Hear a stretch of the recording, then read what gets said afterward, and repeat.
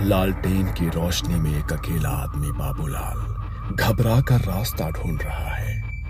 कोई है? अरे यार, ये रास्ता कहाँ है? अंधेरे में उसे कुछ फुसफुसाहट सुनाई देती है। बाबूलाल लालटेन उठाकर देखता है। सामने उसकी माँ खड़ी थी। भीगी साड़ी, बालों से पानी टपक रहा था, आंखें हरी चमक रही थी। माँ, आप यहाँ कैसे? अचानक माँ का चेहरा गलने लगता है और नीचे काला कीचड़ जमने लगता है। लालटेन बुझ जाती है और वो पानी के अंदर खींच लिया जाता है और सिर्फ बाबूलाल की चीख सुनाई देती है। गांव के लोग कहते हैं कि काला कीचड़ के दलदल में बाघ नाम का जीव रहता है। वो किसी का भी रूप धर सकता है और जो उसकी फुसफुसाहट सुन ले, उसका बच पाना नामुमकिन है। बाबूलाल रात को अपने खेत से घर लौटा ही नहीं।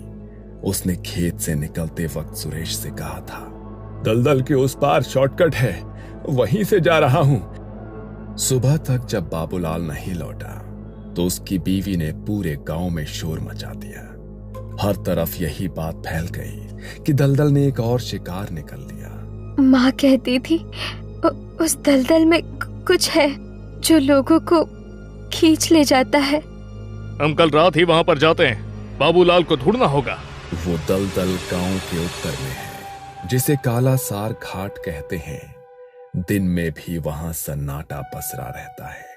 वहां का पानी काला और गाढ़ा, कीचड़ जैसा, जगह जगह बबूल और कीकर के पेड़ और बीच में एक पुराना गड्ढा, जहां कहते हैं 100 साल पहले कई लाशें दफन हुई थी। वहां कोई नहीं जाता, जो जाता है वो लौट कर नहीं आता। बाबूलाल ने भी चेतावनी नहीं मानी और अब उसका पता नहीं। सुबह होते ही पूरा गांव इकट्ठा हो गया। कई लोग दिन के उजाले में वहां जाने का फैसला करते हैं जहां से बाबूलाल रात को घर आने निकला था। चौकीदार हाथ में डगमगाती लाठी पकड़े उनके साथ चल पड़ता है। लोग दलदल तक पहुंचे। किनारे पर टूटी हुई नाव, कुछ फटे कपड़े और बहुत सारी सफेद लकड़ियां बिखरी थी, पर कोई शरीर नहीं मिला। एक पेड़ पर बाबूलाल की टोपी टंगी मिली, लेकिन बाबूलाल का कोई पता नहीं। यहाँ कुछ तो गड़बड़ है। जगह इतनी सुनसान की कोई ज्यादा देर नहीं रुकता। लोग थोड़ी थोड़ी तलाशी लेने के बाद डर के मारे लौट आए। कोई भी दलदल के बीच तक घुसने को तैयार नहीं था। उस जगह पर कुछ ना होने के बावजूद माहौल इतना भयानक था कि खोज ज्यादा देर तक नहीं चल सकी। गांव लौटकर उन्होंने बच्चों और बाकी घर वालों को वहां के माहौल के बारे में सब बताया। किसी ने कहा कि पानी में उसने किसी की परछाई जैसी चीज देखी, पर सच्चाई तो कुछ और थी। दोपहर की खोज असफल रही। गांव वालों ने माना कि अब ढूंढने का कोई फायदा नहीं, बाबूलाल नहीं बचा होगा। पर रघुनाथ, गौरी और कार्तिक ने फैसला किया कि वो रात में छुपकर उसी जगह पर वापस जाएंगे। किसी को बताना नहीं चाहिए था। अगर सच में कुछ भयानक था तो अफरा तफरी और पागलपन जैसा फैल सकता था। दिन में लोग डर गए। रात में जाकर हम जान लेंगे कि बाबूलाल कहाँ है। रात होते ही चुपचाप निकल जाते हैं। किसी को कुछ बताने की जरूरत नहीं है। रात का अंधेरा ही हमें सच दिखाएगा। गांव के सारे लोग अपने घरों में थे। कोई भी अपने परिवार को बाहर नहीं भेज रहा था। रात होते ही तीनों चुपके से दलदल की ओर गए। तीनों लालटेन लेकर दलदल के किनारे पहुंचे, जहां दिन में छोटे निशान सन्नाटे में और भयानक दिख रहे थे। पैरों के निशान पानी में ही गायब हो जाते, जैसे कोई ऊपर से उतरकर नीचे समा गया हो। जैसे ही वो और अंदर बढ़े, चारों ओर कोहरा छा गया और लालटेन की लौ कम होती जाती है। तभी हर किसी को आवाज सुनाई दी, गौरी बेटी, तू मेरी बात क्यों नहीं सुनती? यहाँ आ, मेरे पास आ। बेटा कार्तिक, मैं तेरा बाप हूँ। देख देख, मैं यहाँ फंसा हुआ हूँ। मेरी मदद कर, मेरी मदद कर। रघुनाथ दोस्त, मैं हूँ। तूने वादा किया था ना, मुझे अकेला मत छोड़ेगा। इधर आ। तीनों को अलग अलग आवाज सुनाई दे रही थी, अपनों की, जैसे वो सच में वहां उन्हें मदद के लिए बुला रहे थे। गौरी ने अपनी माँ की, कार्तिक ने अपने मरते पिता की, और रघुनाथ ने अपने बचपन के दोस्त की आवाज सुनी। आवाज इतनी सच्ची थी कि उनका दिल पिघल गया।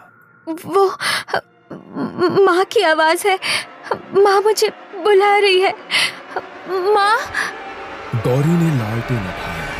पानी के उस पार कुछ परछाइयां हिल रही थी। एक साड़ी से दिखने वाली आकृति, लटकी चोटी, चेहरा धुंधला, जैसे कपड़े और कीचड़ का ढेर हो। वो आकृति हाथ हिला रही थी और फिर से वही आवाज, गौरी बेटा, जल्दी आ, तूने मुझे अकेले क्यों छोड़ा? अगले ही पल आकृति टुकड़ों में बिखर कर कीचड़ में मिल गई। कार्तिक को लगा कि उसका पिता दलदल के अंदर खड़ा है, हाथ फैलाए हुए पुकार रहा है, कार्तिक बेटा, मुझे निकाल, मेरा हाथ पकड़, मैं यहाँ फंस गया हूँ। उसने कदम बढ़ाया, तभी कोहरे के बीच से काले हड्डियों जैसे हाथ टूट टूट कर ऊपर निकले, कीचड़ से लिपटे। उनसे सड़ी गंध उठ रही थी और कराह की आवाज आ रही थी, जैसे वो दलदल सांस ले रही हो। ये देखकर रघुनाथ एकदम पीछे हट गया। ये कोई आदमी नहीं, ये कुछ और ही है। तभी पानी में से तेज बुलबुले सतह पर उठते हैं। फुसफुसाहटें अब चारों ओर घूम रही है। हर दिशा से हर आवाज अलग, हर पुकार गहरी। गौरी बेटी, कार्तिक बेटा, हाथ दे। और ये सब आवाजें एक साथ खुलकर अब एक गहरी डरावनी गरज में बदल जाती है। चलो जल्दी करो, हमें निकालो यहाँ से, हम यहाँ कब से फंसे हैं। गौरी और कार्तिक जैसे सम्मोहित हो गए और दलदल के गहरे हिस्से की ओर बढ़ने लगे। रघुनाथ ने उन्हें रोकने की कोशिश की। गौरी, कार्तिक, मत जाओ। तभी अचानक रघुनाथ के कानों में दूर से किसी के हंसने की आवाज सुनाई पड़ती है, लेकिन गौरी और कार्तिक के कान जैसे बंद हो चुके थे। गौरी की आंखों में अजीब चमक। अचानक पानी की लहर उठी और हाथों ने गौरी और कार्तिक को खींच लिया।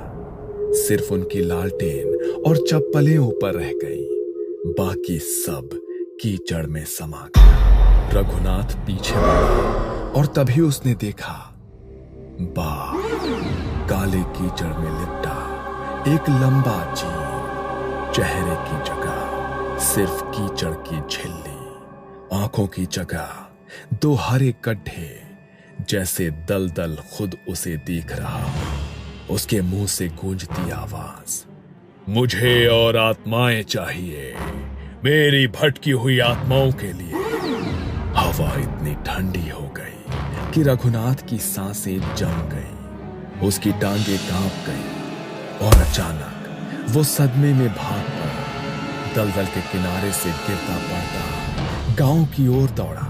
रघुनाथ रात भर भागता रहा और सीधे गांव के चौक में आकर गिरा। उसकी सांसें टूट रही थी, शरीर कांप रहा था। क्या हुआ? तुम कहां से भाग कर आ रहे हो?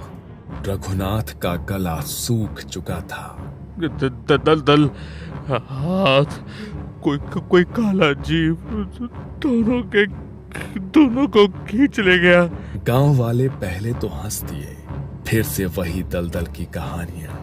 लेकिन जब कार्तिक की माँ और बाकी औरतें पहुंची, तब रघुनाथ ने सबको सारी बातें बताई। सबके चेहरे सफेद पड़ गए। बाघ जाग गया है, अब ये सबको ले जाएगा। रघुनाथ घर पहुंचते पहुंचते इतना टूट चुका था कि वो आगे कुछ बोल ही नहीं पाया। उसने खुद को कमरे में बंद कर लिया। गांव की औरतें चौपाल पर रो रही थी। सारे पुरुष फिर दलदल के पास इकट्ठा हुए, लेकिन कोई भी पास जाने की हिम्मत नहीं कर रहा था। रघुनाथ अब अकेला गवाह था। बाघ ने 2 और आत्माएं ले ली थी और गांव में ये भय बैठ गया था कि अगला कौन होगा। गांव के लोगों ने बच्चों को घर से बाहर निकलने से मना कर दिया। गौरी और कार्तिक की खबर आने के बाद उनके परिवार वाले और बाकी लोग पुरोहित माधव राव के घर पहुंचे। माधव राव इस गांव के सबसे बुजुर्ग और जानकार व्यक्ति थे। उनके दादा और परदादा भी गांव के रक्षक माने जाते थे। आखिर ये जगह इतनी अपवित्र क्यों है? कौन है दलदल का दैत्य?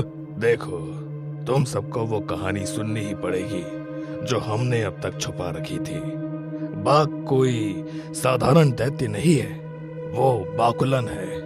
सदियों पहले इस दलदल के किनारे यहीं उसका निवास था। बाकुलन एक तांत्रिक था। कहते हैं कि वो किसी शाही सामंत का पुराना सेवक था, जिसे जंगलों और दलदलों में तंत्र मंत्र का अभ्यास करने के लिए भेजा गया था। वो वहां गुप्त साधना करता, मृत आत्माओं और अंधेरी शक्तियों को बुलाता। उसका लक्ष्य था काल अमृतत्व पाना। इसके लिए उसे 100 पवित्र आत्माओं की बलि चाहिए थी। वो गांव के गरीबों को धोखे से यहां लाकर कहता, तुम्हारे दुख दूर होंगे, देवी देवता प्रसन्न होंगे, और फिर रात को उन्हें दलदल में उतारकर उनका खून बहाता। उनकी आत्माएं दलदल में फंस जाती। कहते हैं कि आखिर में गांव के कुछ लोगों ने मिलकर उसकी तंत्र मंडली तोड़ दी। जब बाकुलन अपने शिकार को बांध रहा था, तब गांव वालों ने उसे ही उसी दलदल में बांधकर जिंदा गाड़ दिया। मरते समय उसने चीखकर श्राप दिया, मेरी अधूरी साधना मैं पूरी करके रहूंगा। मेरी आत्मा यहीं रहेगी।